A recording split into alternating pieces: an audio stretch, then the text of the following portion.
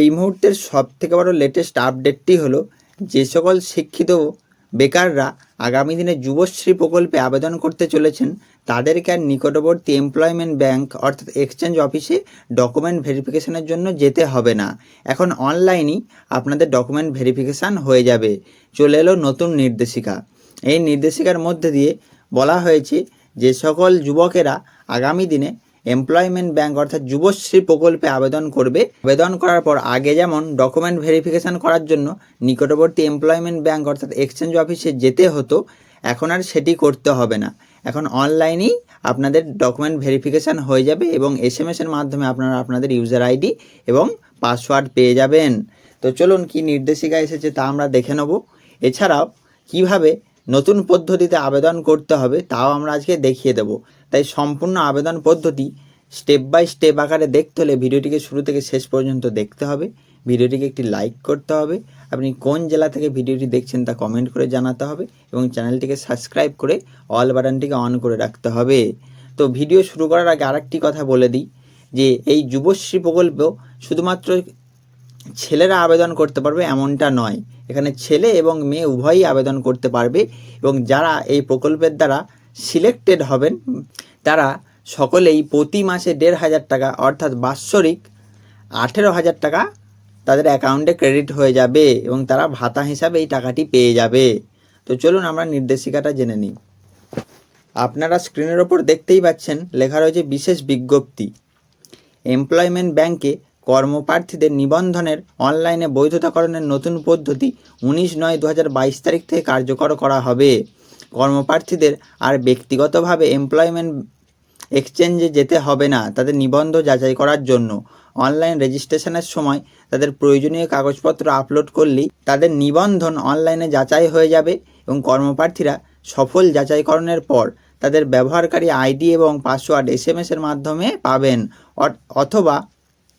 অথবা অসফল যাচাইকরণের ক্ষেত্রে প্রত্যাখ্যানের কারণ উল্লেখ করে এটি প্রত্যাখ্যান এসএমএস পাবেন। প্রত্যাখ্যানের ক্ষেত্রে কর্মপ্রার্থীরা আবার সঠিকভাবে অনলাইনে নিবন্ধন করতে পারবেন। অনলাইনে আবেদন করার সময় আপনাকে আপনার প্রয়োজনীয় ডকুমেন্ট অনলাইনে আপলোড করে দিতে হবে এবং অনলাইনে আপলোড করার ফলে অনলাইনেই আপনাদের ভেরিফিকেশান কমপ্লিট হবে এবং যদি সেটা সাকসেসফুলি ভেরিফাইড হয়ে যায় তাহলে আপনারা আপনাদের মোবাইল নাম্বারে এসএমএসের মাধ্যমে ইউজার আইডি এবং পাসওয়ার্ড পেয়ে যাবেন। আর যদি কোনো কারণে আপনাদের ভেরিফিকেশান ফেলড হয় সেক্ষেত্রে আপনারা একটি রিজেক্টের মেসেজও পাবেন এবং রিজেক্ট হলে আপনার ভেরিফিকেশান তাহলে আপনি পুনরায় আবার আবেদন করতে পারবেন। তো চলুন আমরা এবার দেখে নিই কীভাবে অনলাইনে আবেদনটি করতে হবে। সম্পূর্ণ নতুন পদ্ধতি দেখে নিই চলুন। তার জন্য আপনাদের যেটা করতে হবে সেটা হলো গুগলে এসে লিখতে হবে employmentbank.wb.gov.in। এইটি লিখে সার্চ করলেই এরকম একটি ওয়েবসাইট ওপেন হয়ে যাবে। আমরা ওয়েবসাইটের লিঙ্কটি আমাদের ভিডিওর ডেসক্রিপশানে দিয়ে দেবো। আপনার ভিডিওর ডেসক্রিপশান থেকে এই লিঙ্কে ক্লিক করে ডাইরেক্ট এই পেজে রিডাইরেক্ট হয়ে যেতে পারেন। তারপর একটু ওপরের দিকে স্ক্রল করলে দেখতে পাবেন ডান দিকে লেখা রয়েছে নিউ এনরোলমেন্ট জব সিকার। এই অপশানটিতে ক্লিক করতে হবে। ক্লিক করার পর এইরকম একটি ইন্টারফেস ওপেন হয়ে যাবে যেখানে লেখা থাকবে টার্মস অ্যান্ড কন্ডিশান। একটু ওপরের দিকে স্ক্রল করলে দেখতে পাবেন একটি বক্স রয়েছে। এই বক্সটিতে টিক মার্ক দিয়ে দেবেন, দেন অ্যাকসেপ্ট অ্যান্ড কন্টিনিউতে ক্লিক করবেন। ক্লিক করার পর এইরকম একটি ইন্টারফেস ওপেন হয়ে যাবে। একটু উপরের দিকে স্ক্রল করলে দেখতে পাবেন এখানে ফর্মটি চলে এসেছে এবং এই ফর্মে যে লেখাগুলির পাশে রেড মার্ক করা আছে সেই অপশানগুলিকে আপনাকে ফিল আপ করতেই হবে বাধ্যতামূলক। বাকি যেগুলোতে রেড মার্ক করা নেই সেগুলো আপনি ফিল আপ করতেও পারেন, নাও করতে পারেন। তাই এই বেসিক ডিটেলসগুলো আপনাদেরকে প্রথমে দিয়ে দিতে হবে। যেমন প্রথমেই রয়েছে পার্সোনাল ইনফরমেশান। এখানে আপনি নাম, বাবার নাম, sex, caste, religion, marital status অর্থাৎ বিবাহিত না অবিবাহিত সেটা এখানে দিয়ে দেবেন। Date of birth, physically challenge অর্থাৎ প্রতিবন্ধী যদি হয়ে থাকেন তাহলে ইয়েস করবেন, যদি না হয়ে থাকেন তাহলে নো করে দেবেন। হোয়েদার এক্স সার্ভিসম্যান অর্থাৎ প্রাক্তন সৈনিক, আপনি যদি প্রাক্তন সৈনিক হয়ে থাকেন তাহলে ইয়েস করে দেবেন, না হলে নো করে দেবেন।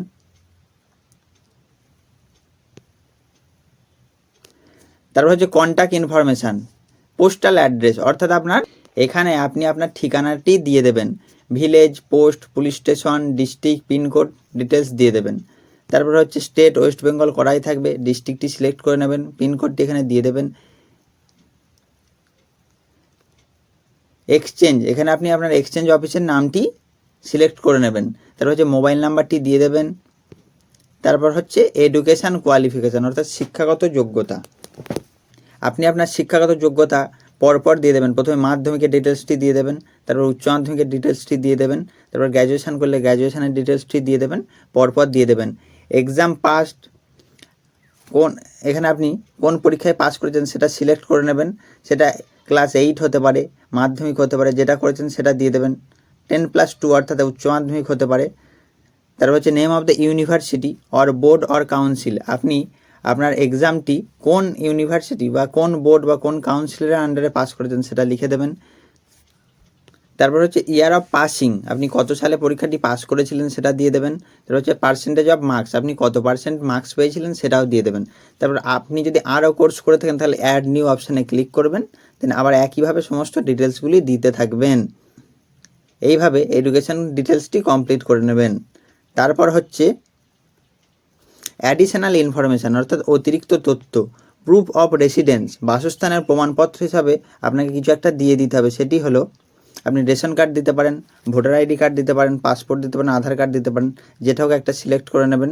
প্রুফ অফ রেসিডেন্স হিসাবে আপনি যেটিকে সিলেক্ট করবেন তার নম্বরটি রেসিডেন্স প্রুফ অর আইডি নম্বর হিসাবে এই ঘরটিতে দিয়ে দেবেন। তারপর হচ্ছে নিচে একটি অপশান আছে দেখবেন হোয়েদার বিপিএল অর্থাৎ আপনি কি বিপিএল শ্রেণীর অন্তর্ভুক্ত, যদি হয়ে থাকেন তাহলে ইয়েস করবেন, যদি না হয়ে থাকেন তাহলে নো করে দেবেন। তারপর এই যে সিকিউরিটি কোডটি ওপরে দেওয়া রয়েছে সেটি নিচে লিখে দেবেন। দেন এই নিচের দুটি বক্সে টিকমার্ক দিয়ে দেবেন, দেন সাবমিট বাটনে ক্লিক করবেন। সাবমিট বাটনে ক্লিক করার পর এরকম একটি ইন্টারফেস ওপেন হয়ে যাবে। একটু উপরের দিকে স্ক্রল করলে দেখতে পাবেন এখানে আপনি যে ডিটেলসগুলি আগে দিয়েছিলেন তা এখানে লেখা রয়েছে, সেগুলো আপনি চেক করে নিতে পারেন। তারপর একটু উপরের দিকে স্ক্রল করলে দেখতে পাবেন fields, document requirement or file, name, date of birth. As a proof of name and date of birth আপনাকে মাধ্যমিকের অ্যাডমিট কার্ড, মাধ্যমিকের সার্টিফিকেট অথবা transfer certificate of birth certificate যে কোনো একটি আপনাকে আপলোড করে দিতে হবে। এখানে আপনি আপনার মাধ্যমিকের অ্যাডমিট কার্ডটিকে আপলোড করে দেবেন। চুজ ফাইলে ক্লিক করে আপনি ফাইলটিকে চুজ করে নেবেন, দেন আপলোড বাটনে ক্লিক করে দেবেন। তারপর প্রুফ অফ রেসিডেন্স, সেখানে আপনি আপনার আধার কার্ডটিকে আপলোড করে দেবেন। অ্যান্ড কাস্ট সার্টিফিকেটটিকেও আপনাকে আপলোড করে দিতে হবে। এবং আপনি যদি জেনারেল হয়ে থাকেন তাহলে আপনাকে আপলোড করতে হবে না, কিন্তু আপনি যদি কোনো কাস্টের আন্ডারে হন তাহলে আপনাকে কাস্ট সার্টিফিকেটটিকে আপলোড করে দিতে হবে। তার নিচে আপনার এডুকেশান কোয়ালিফিকেশানটি আপনি দেখতে পেয়ে যাবেন, দেন সাবমিট বাটনে ক্লিক করে দেবেন। সাবমিট বাটনে ক্লিক করে দেওয়ার সাথে সাথেই আপনার অ্যাপ্লিকেশানটি সম্পন্ন হয়ে যাবে এবং সেটি অনলাইনে ভেরিফিকেশানের জন্য কিছুদিন সময় লাগবে। এবং তারপর আপনার অ্যাপ্লিকেশান যদি অনলাইনে ভেরিফাইড হয়ে যায় তাহলে আপনার দেওয়া মোবাইল নাম্বারে মেসেজের মাধ্যমে আপনার আইডি এবং পাসওয়ার্ড আপনার মোবাইলে চলে আসবে। আর কোনো কারণে যদি আপনার ভেরিফিকেশান ফেলড হয় সেটিও আপনার মেসেজের দ্বারা আপনি জানতে পেরে যাবেন, তাহলে আপনাকে আবার পুনরায় আবেদন করতে হবে। তো এই ছিল আজকের ভিডিওটি ভালো লাগলে বন্ধুদের মধ্যে শেয়ার করবেন। ধন্যবাদ।